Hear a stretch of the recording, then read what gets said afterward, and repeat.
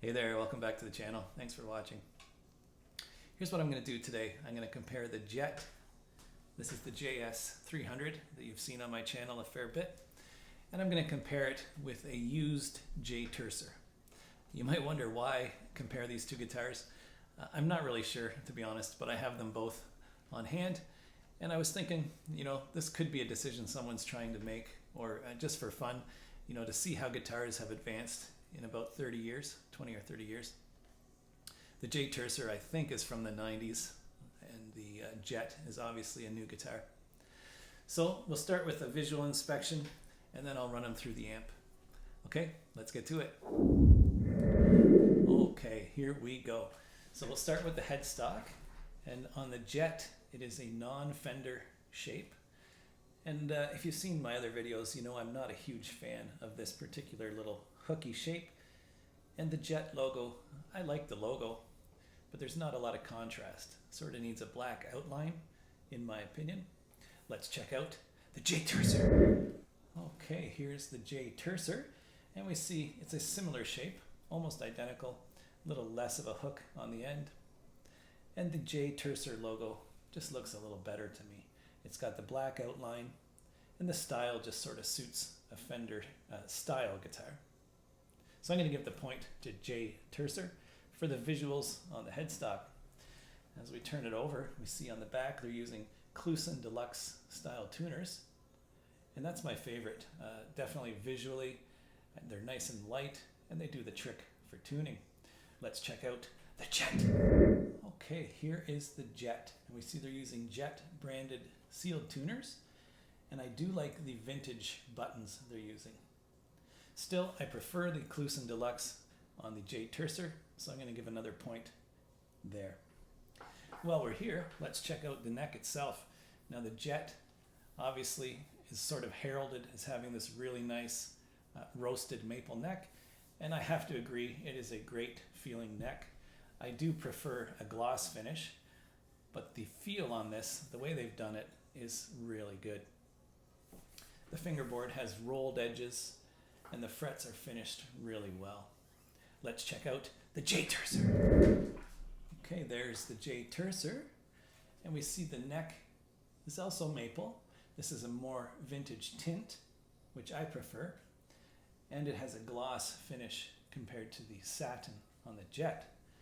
This one does have a skunk stripe and a separate rosewood fingerboard.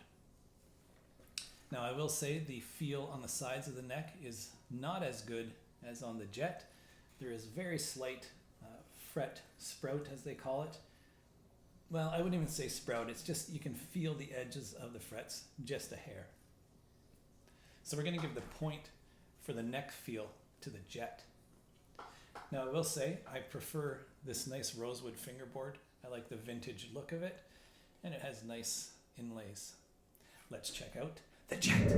Okay, there's the Jet, and we see it is just the exposed maple. It's not a separate fingerboard, and it has black. I'm not sure if those are inlays or painted on, probably an inlay.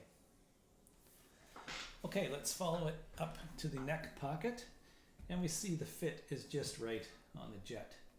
Not too tight, but no gapping. Let's check out the JAY TURSER. Okay, there's the JAY TURSER, and we see the same thing. Nice and tight and no gapping. Now this is where I would have expected a JAY TURSER to fall behind some of these little quality things, but this one's impressing me. Okay, let's take a look at the fun part here. Here's the pickguard. Now this JAY TURSER is a 60s style, so it has a mint green pickguard and the aged plastics. I really like it. Obviously these two knobs have been replaced. All three would have been like that to start with. Let's check out the Jet. Okay, there is the Jet, and we see these are also aged parts, and they look pretty good. The volume and tone knobs, as I've mentioned in other videos, look super cheap. The writing is sort of bleeding into the plastic. It's not the end of the world, easily replaced, but it's worth note. Let's take a look at the bridge. So this is a vintage style bridge on the Jet with 6 screws, and this one does have a friction fit whammy bar.